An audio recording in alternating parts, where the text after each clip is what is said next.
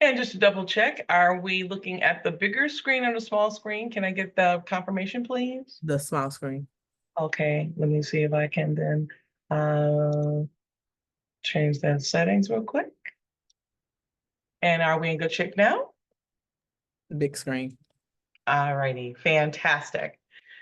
Good afternoon, everyone, and thank you for investing time in your business to come and spend this next hour with me. My name is Cheryl Hudson Jackson, and I'm the director of the Breed Love Entrepreneurship Center at the YWCA Metropolitan Chicago. Today, we're going to go through a program called Pop-Up Retail Bootcamp, and I hope that you're able to get really great tips and tools to be able to enhance your presence at the various events that are happening throughout the Chicagoland area. One of the things that I want to make sure that you understand in the context of today's presentation, I'm really going to be talking about the reason why pop-up retail stores are crucial to your business, especially if you're a startup. It gives you the opportunity to kind of test the waters to see if the clientele is really interested in what it is that you have to offer. It allows you to attract customers and start a following so that you can grow your business and create a buzz around your brand. So we're going to talk about the components of how to set up your boot camp effectively in terms of your pop-up and be able to have your pop-up retail store meet the needs or the goals that you set out from the beginning. So the next slide is going to talk about the things that you really need to understand, which is this. When you are planning a pop-up throughout the Chicagoland area, you must treat it like maybe a good analogy would be a birthday party or a special event that you have at your home. You always understand, if it's a birthday party, it has some kind of theme. You know how many people are coming to your event, the ages, and the genders of individuals that are coming. And so you're able to set up your home or your backyard to accommodate all those individuals with all the details from how you're feeding them and the right soundtrack, music, or games you have in the backyard. All that kind of critical thinking is exactly the same kinds of thinking you must put in place when you're putting together your pop-up retail store. If you're doing it for the first time and you're doing it at farmers market, let's say in your community, it is very important for you to really understand the demographics and the flow of individuals that are going to come through. And we'll talk about that a little bit more as we get into the presentation. But I wanted to make sure that it's very clear that sometimes just showing up doesn't necessarily mean that everything's going to be fantastic, is that you have to do some pre-planning. You've got to be able to look at the event like you would plan a party at your own home. So again, what is the theme? If it's a farmer's market, what kind of people are coming to that event? What are the ages? What time frame is it happening? What will you have available to you as a participant in that particular farmer's market?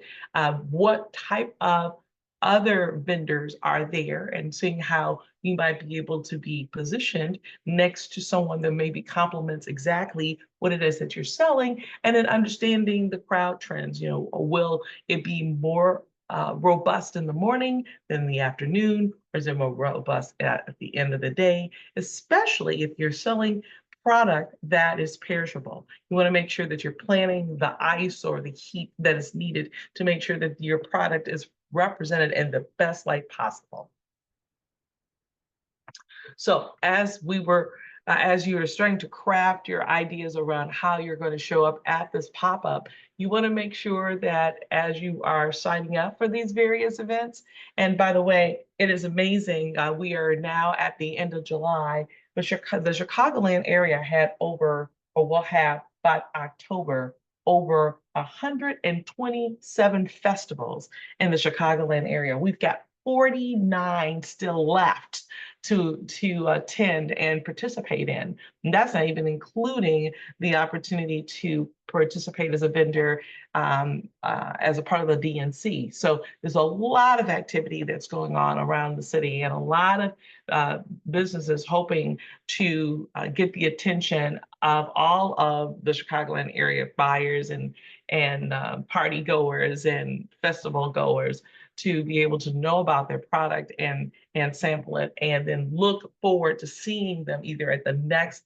pop-up or at their standalone store or wherever you will then be doing your business, be it online or at special events throughout the year.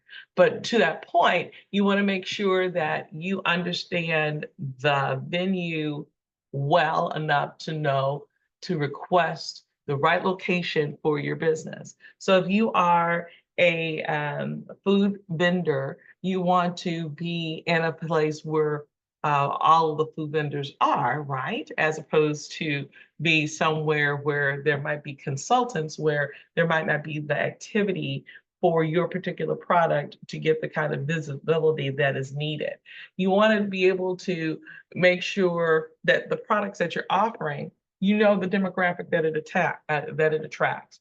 And you want to make sure that you're pricing your product properly so that you are able to sell out of everything that you bring to the event, as well as display all of your wares in a way that's attractive, that actually speaks on your behalf, even across a room. So those kinds of things are very important as you're setting up the pop-up. So again, how do you set this pop-up retail store in terms of its aesthetics, its location, its pricing is going to determine your success. Before we get started in any kind of activity when it comes to our business, we need to understand the financials. Is that not right?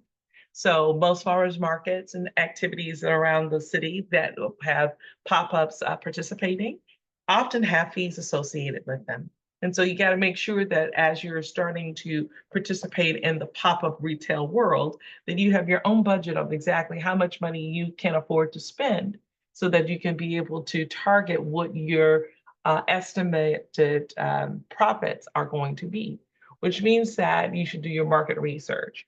If you sell food that and you are going to a pop-up that doesn't necessarily have a lot of food vendors, it could work to your favor or not. It all depends.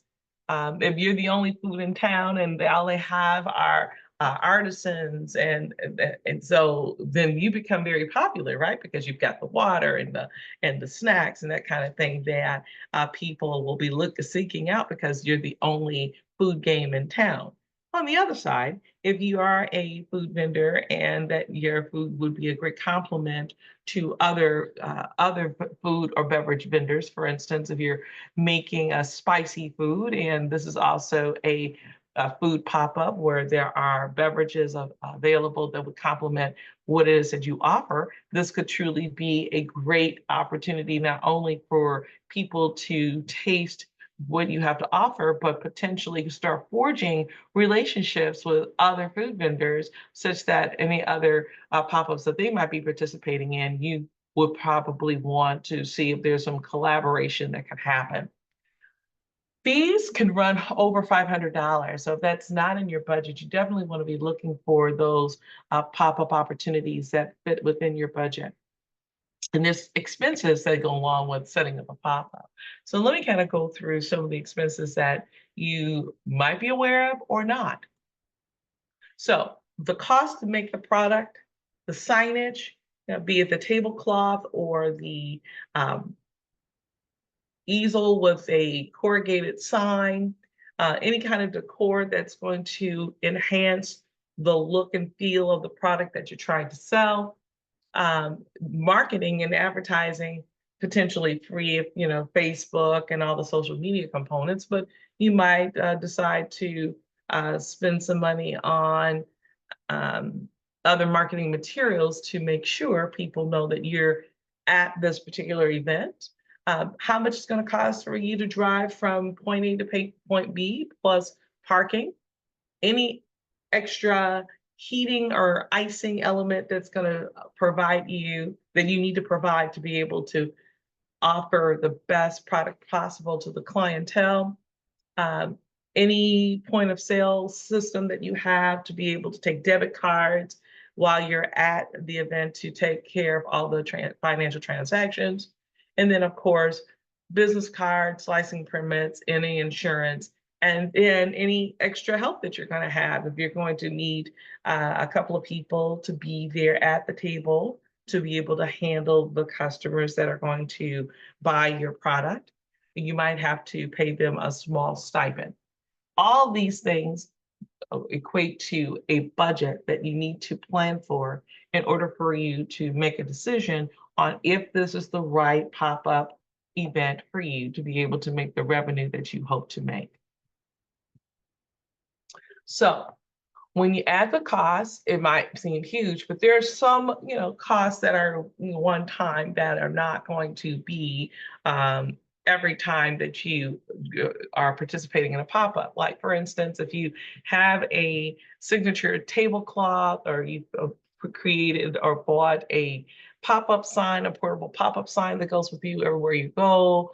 If you buy your packaging for whatever your product is in bulk, by 50 wrappers or 100 wrappers to put around your soaps, your lotions, your creams.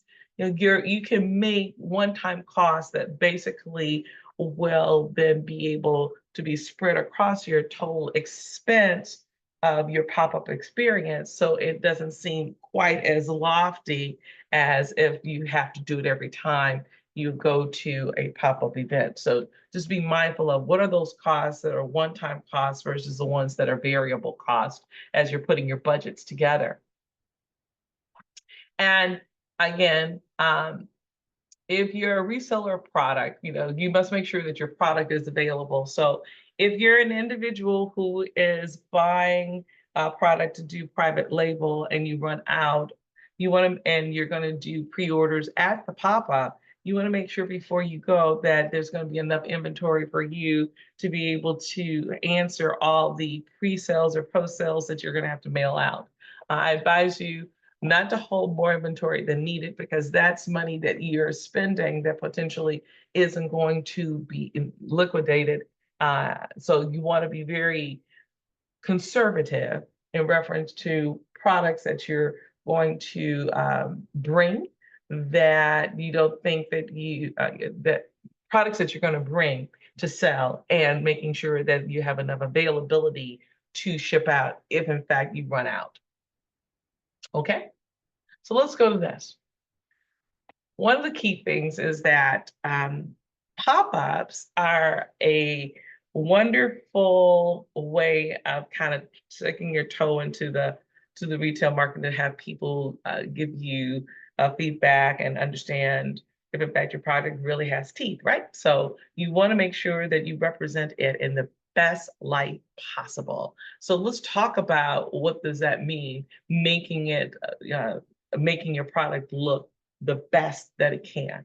So some display tips that I would like to have you think about is looking at your pop-up with fresh eyes, and really looking at it in a way where it's almost like your shopping experience. What would you like if you were shopping from yourself? I often encourage pop-up shops to do a pre-pop-up in their home or in their store. Get your 8.5 by 11 table, or a 6-foot table, whatever size table that you typically would either have. Usually we are finding at most of these pop-ups that you're using like a 6-foot table, 6 to 7-foot table. So take a 6-foot table and look at it and think about your product. What is the focal product that you really want to have all your clients know about? And start setting the table up as such at your home or at your store. And as you're setting it up, you're going to actually get another sheet of paper, and you're going to do a diagram of exactly the setup once you are very happy with what it looks like, which includes what's the focal point. If you are selling a cream or a lotion or a soap, but the premier product is a soap, then maybe the focal point ends up being a beautiful cascade of bars of soap, and maybe examples of the ingredients that go into the soap. and it's on a higher level, higher optical plane than any of the other items that it is that you're going to have complement the soap. So the soap is the focal, and lotions and creams are your second and third choice of product that you're going to be soliciting for the day. Then you want to make sure that the focal gets the attention, and that all that soap has to offer, if it's made with eucalyptus or mint or lavender, having some of those fresh herbs available, talking about the naturalness of it and how effective it is in terms of not drying the skin. All of those kinds of features and benefits that happen with that product should be in the midst of the focal, as all the other things complement it. Using height and depth, which means that maybe if you have a tablecloth, you can use, and many people do this, small shoe boxes and small containers underneath to kind of create the platforms, if you will, to be able to strategically put in place all of your product. And having some type of signage that basically talks to what the product is and why the product is so important, as well as how it's priced. If there's an opportunity to have not only the name of the product on the actual soap or cream, but what is it that's so special about it? Is it hypoallergenic? Is it made with 100% shea butter? Is it handcrafted? Those things are very important. They set you apart from everyone else, especially when these are special, small batch crafted types of product. That's what you're selling, because what you're trying to say is that it's a one of a kind made only by you, setting yourself apart so that there's no one else that's going to be doing what you're doing in the pop-up experience, in the festival, in the farmers market, and so that they want to stay and pay attention and understand all the nuances, so that when they purchase, they feel that they're making a great investment in a one-of-a-kind experience. You want to make sure you also incorporate props. So again, as I said, the herbs that you could put there, or uh, a coconut, or any of those kinds of ingredients that are easy to uh, uh, put next to the product to demonstrate the authenticity of it.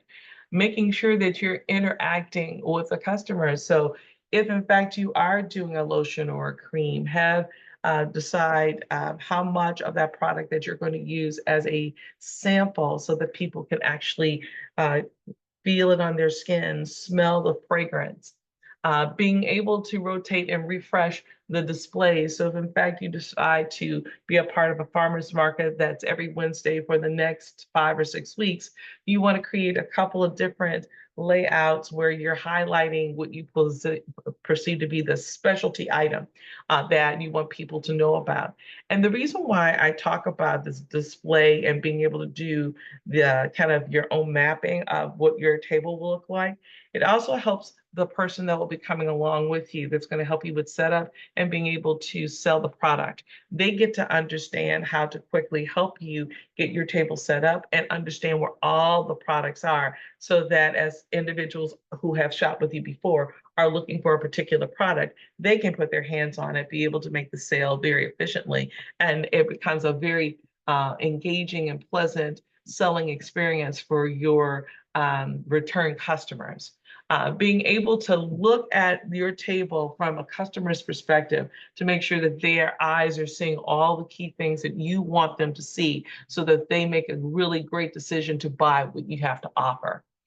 You want to make sure that if in fact you get in a conversation with some of your clients, and you feel that they would be a good market research resource, you could actually ask them, so what did you think of our table? Was there something here that really really attracted you to us? And get the information, because that allows you to always freshen up and tweak how you appear at the pop-ups.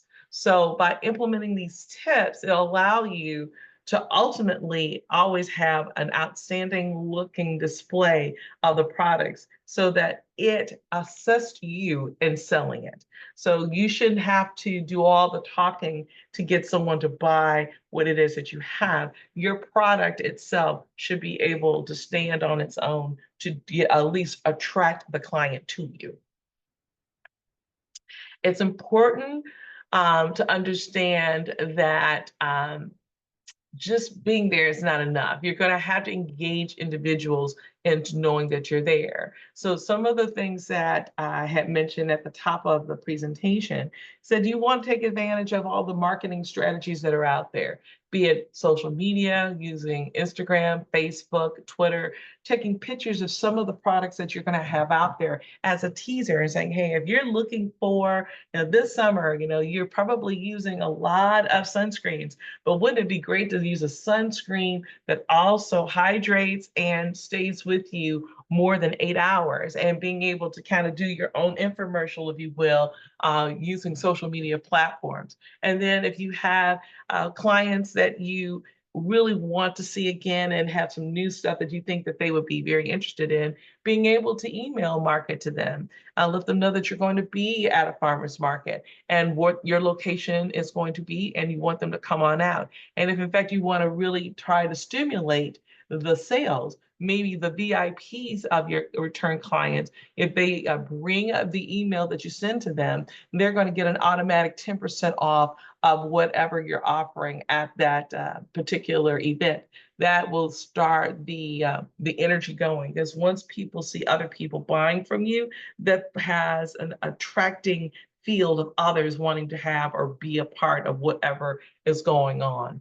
And then, of course, local partnerships. If there are businesses that are in your area that have a counter that you might be able to put up a flyer or a sign to let someone know that you're going to be at this particular top event.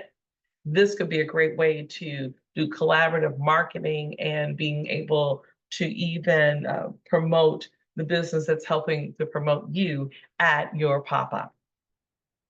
And additional opportunities here also go with influencers. If in fact you happen to have a young person in your family that seems to have a following, and that can be an influencer, actually having them talk about your product and how cool it is. Maybe even a mini interview so that other people can hear more about what your product has to offer. I think it would be another fantastic way of getting the word out that you're going to be at these various events.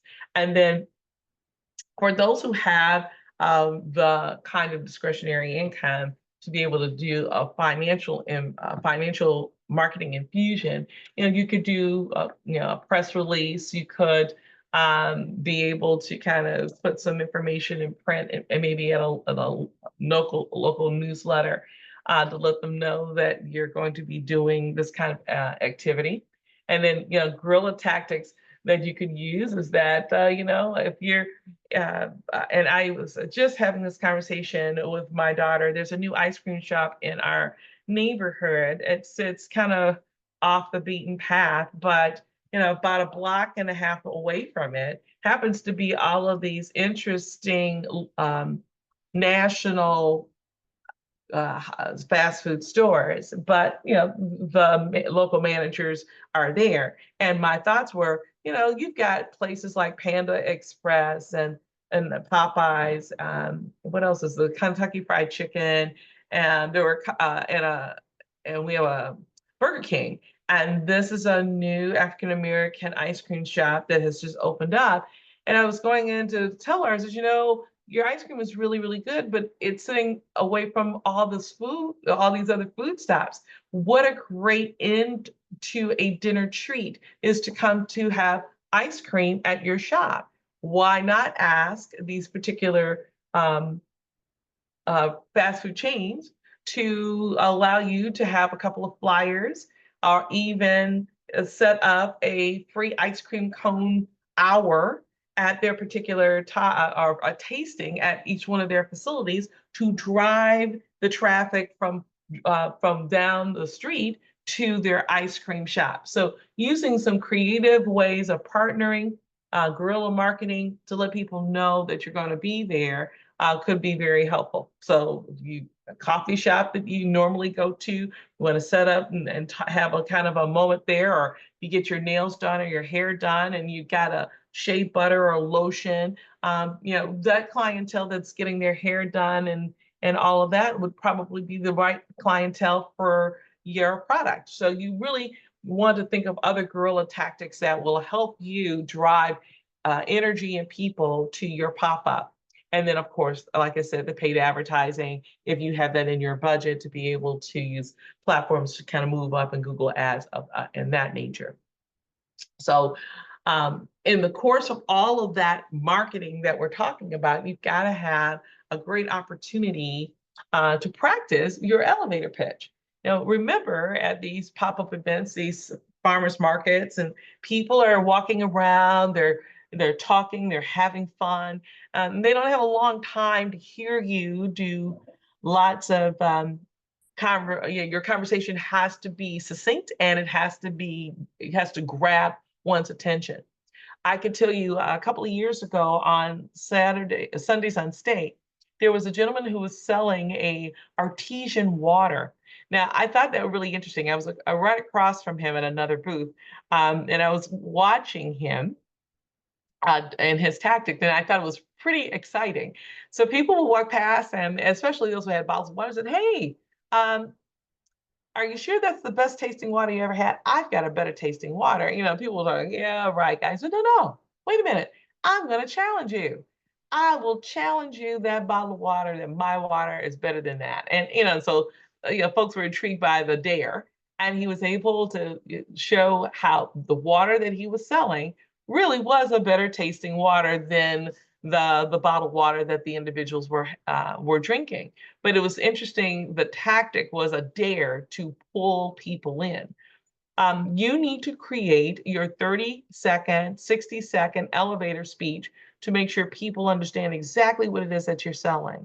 If you are selling a cream or a lotion, you want to talk about what's happening right now that would make that person want to have your lotion or your soap. Be it that summertime we still dry out. So having a moisturizing soap that allows you not to use as much of a heavier body oil or cream and still feel hydrated from the time you leave your house in the morning to the time that you return in the evening, that's pretty intriguing. Or if you're selling a cheesecake and your cheesecake is better than most because you're always using a Madagascar vanilla bean paste base or whatever specialty. You want to be able to put that out there first to have them intrigued so that they're willing to stand and look and preview all of your table offerings and then hopefully grabbing them to be able to buy from you. So again, you need to be able to communicate and sell and promote verbally in a way that's intriguing, that's comfortable. And so key points that I would actually ask you to consider as you're crafting this conversation. So think about this. You want to define your objective, understand the purpose of the pitch. What is it that you are selling? And why is it so cool and so great and so wonderful? Make sure you understand your target market. So if this is a product that's for adults and you've got a teenager coming over to you, but there are some offerings at your table that might be of some attractiveness to this age group, you need to be able to pivot whatever that presentation is so that it lands properly with the young person so that they would buy. You've got to craft a hook, like I was saying with the gentleman who was arguably correct that his artesian water was better than the traditional, Costco water that the people were drinking. And being able to introduce yourself in the course of that. So if you are for me, I don't even remember the guy's name, but I was calling him the water man. But what he did do is he left an impression that he had a product that he honestly could put his money where his mouth was, that the water was much more delicious. It was very, it quenched the thirst. And so being able to introduce yourself and what your product has to offer, and then highlight the problem that made the business happen. I happen to have been at a pop-up most recently sponsored by BMO Bank, and ran into a artisan that made hypoallergenic soap. And the story was that her husband, for some strange reason, was starting to break out. Actually, he was breaking out, and it was super, whatever it was using before was super drying. And so she started looking at holistic books and recipes, and in her kitchen was able to come up with a recipe for a particular soap for him, and it healed whatever psoriasis that he had. And the more she got into it, she was able to add more scents that were masculine and really started to enjoy it. Was able to then get it trademarked and all the things that needed to happen for her to go to market to be able to sell these soaps. And so even in her display, she actually had him there talking about what the soap had done for him. And as a result of the soap came the body oils and the hand creams. So it was really interesting. The story was impactful. He was very sincere, and so it made me stand there and listen. And inevitably, I did buy a couple bars of the soap, and the soap's really good. So again, identifying the problem and how you solved it. Being able to provide a solution to whatever issue that's out there, and being that solution that comes with a smile and professionalism. um, Being able to have a call of action. If you really love what you see here, and I've got a 2-for-1 tonight, or whatever particular sale opportunity to get more of your merchandise sold.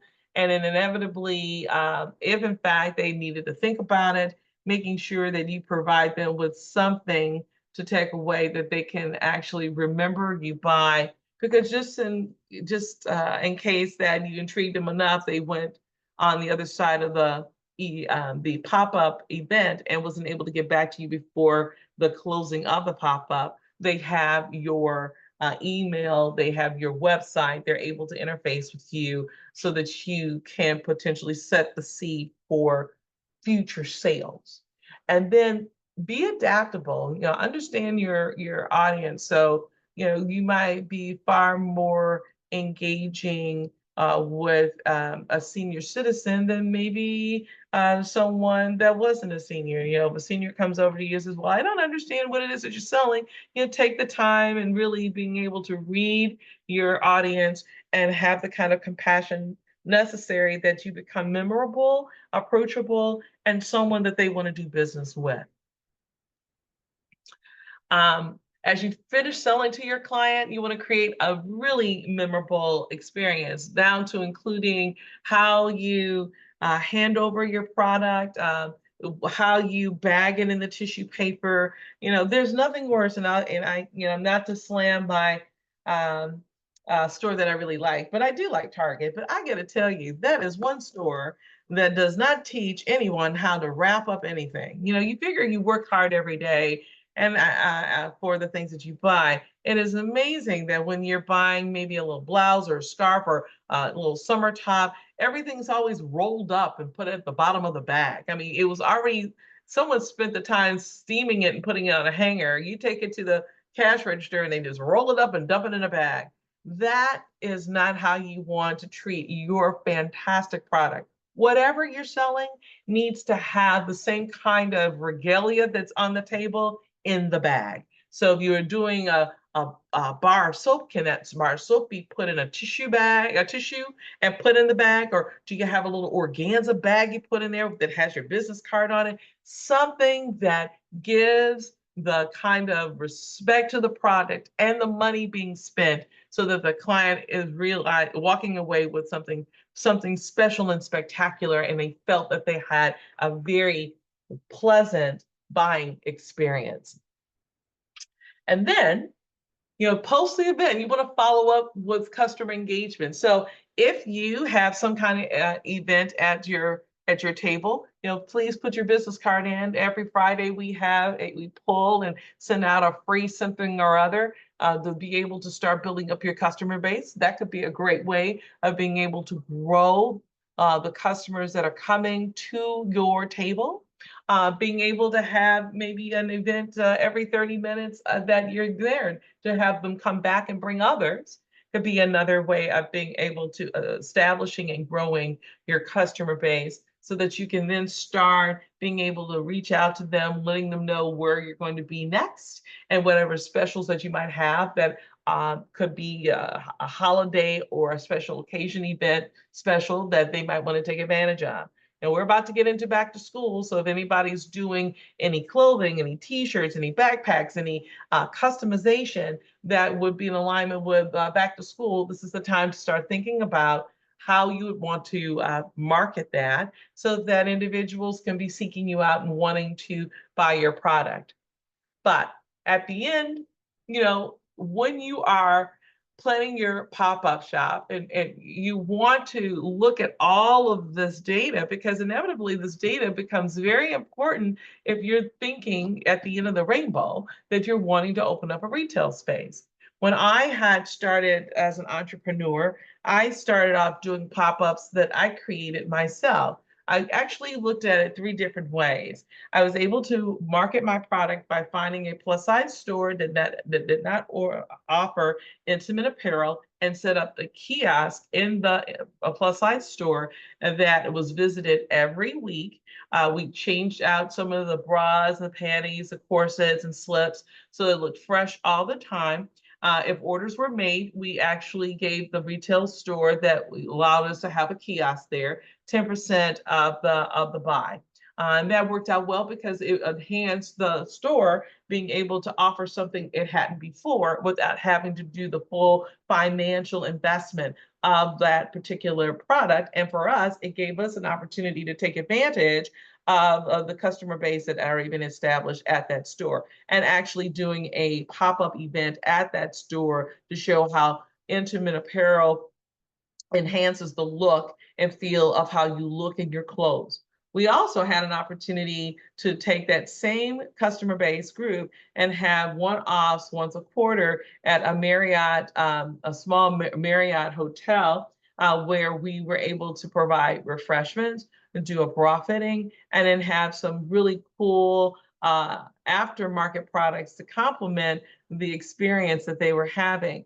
Allowing those to get a chance to know us more and have kind of a girlfriend's day afternoon, understanding all the concepts of intimates. And it was over the course of the year of all those activities that allowed us to put our business plan together, have a viable show of the kinds of revenues that we could generate to then get in front of a bank and get the kind of money we needed in order to open up our first retail store. So these pop-up experiences, as you start to add up all the sales, the momentum of buyers and customers that are following you, actually work to your advantage if you're ever thinking about setting up a real brick and mortar opportunity.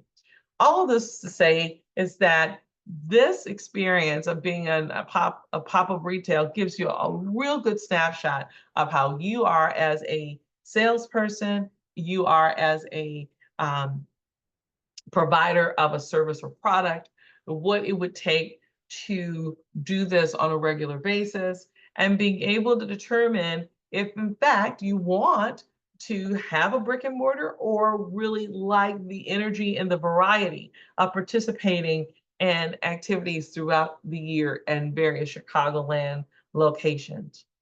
So with that being said, I'd like to thank you, and we're getting ready to move into the Q&A session of today's presentation. Again, I want to thank you for spending the time with me today to learn more about how to make your pop-up retail experience effective to meet the needs of your business and grow it so that you are profitable. So with that being said, I'm going to stop the share on the presentation. I see there's a couple of questions out, and I'm going to go out and start seeing what I can do here. All righty. Good afternoon. Will we be able to get a copy of the slides of this presentation? Yes, I provided it to BACP. So if you're interested, I'm assumingly you will then be able to get access to these. Is there a specific license needed for pop-up food and liquor vendor at a PPA establishment for a 4-month period? Ms.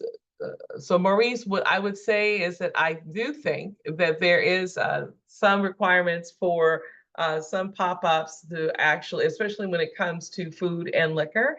And I will default to the city of Chicago has that information available in reference to those who are doing this kind of product. Going down the list here.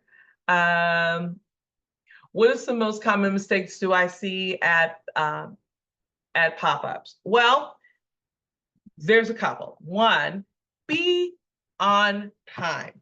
If the setup time is at 10 o'clock and you go live at 12, and you know that you've got to, even though you've done the dry run at home, you've set up the table, you've done the blueprint, you know exactly how things are going to be laid out. There's always sometimes a snafu, be it that everybody's coming at the same time, trying to get ample parking, being able to actually find out where your particular table is set up in the big scheme of things. If in fact your product requires heating or refrigeration and you've got to bring a generator, you want to make sure that everything is set up in time. I have been to pop-ups where it started at 12 and some of the vendors were not ready to go at 12. They were more able to be ready to go at 12, 12:30, but you know, clientele, look at that. They figured if they got up in the morning to come see what you have to offer, you need to be ready to provide them with the services that they seek. So that's one. The second thing is I've seen individuals not do the preparation of the table and just bring everything. And it's so busy and it's so much that it's a turnoff. It doesn't even give you, the seller, the opportunity to tell a story at your table, to be able to transition from one product to another, because there's just so much on the table that it's confusing. It doesn't allow you to even have an effective 30 to 60 second elevator speech because there's just too much there. Now, on the other side, I've seen it be too austere, where there's only 2 things on the table. So then the persons don't think that you're to take you seriously. So you've got to have the right balance of what it is that you want to sell, having the key thing that it is that you want people to know about, have it priced accordingly, because sometimes it can get crowded at your table. People want to know how much it is and if there's a special deal, and there might be only 2 of you at the table. Your products need to be able to answer those questions while you're working with other clients. Also, I've seen individuals totally ignore clients that are waiting in line. So whenever anyone comes to your table, you should be able to say good afternoon, good morning, and welcome to whatever the name of the business, and be able to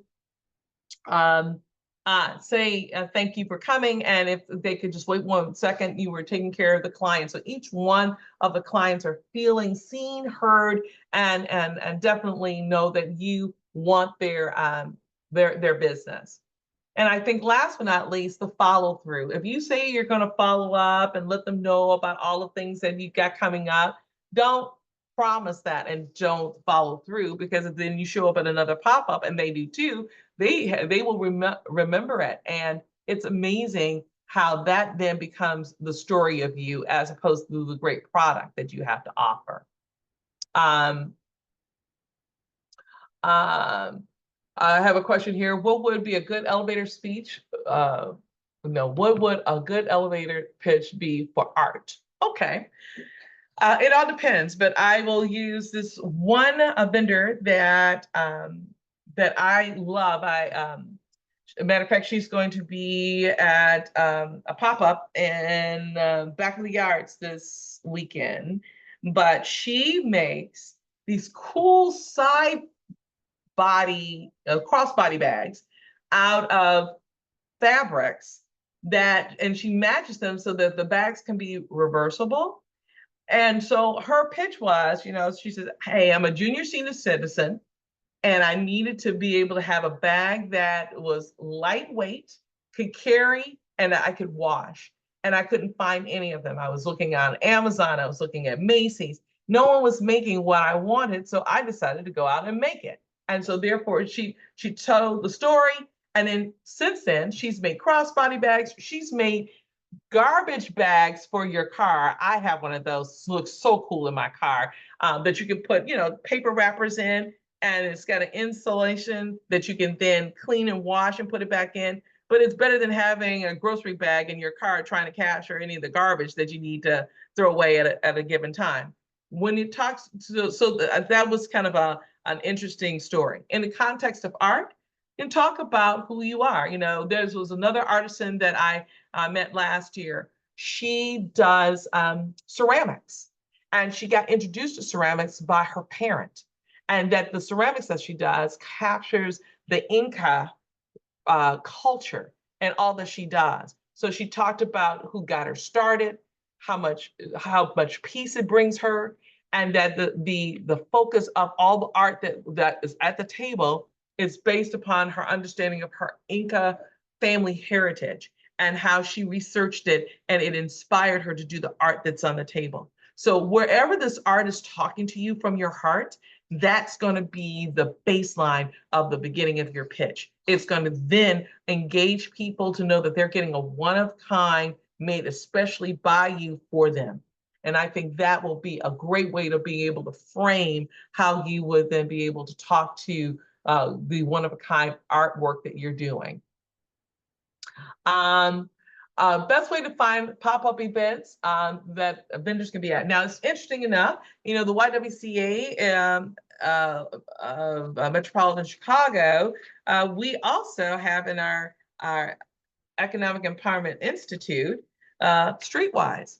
And Streetwise has a festival guide that they have every year. It's volume number 3221, and it lists all 127 festivals that are happening, and it's still available, I think. So if you want to reach out to Streetwise, they have it. I have also been I love free papers too, and ones that are city papers. So the Reader used to have a list of all that's happening in town. I am a big fan of farmers markets, and they are all, and actually the reason why is because they're all year long. So those are ways that you can seek out and find out what types of pop-ups that are happening in the city. And then of course you can create your own pop-up at your beauty salon, your barber shop, your nail salon, tea after church. So being able to know the owners of those small businesses and partner with them by doing a pop-up session in their facility for an hour and a half, so that people know more about you, could also be another way of creating the kind of buzz that you're looking for your business. You don't always need a permit to do a pop-up shop, especially if you're doing it in a private facility like a barbershop, a beauty shop, that kind of thing. Or are being invited by a larger organization that is covering the liability and the insurance of the event. So it varies in reference to the permits that you need for your pop-up.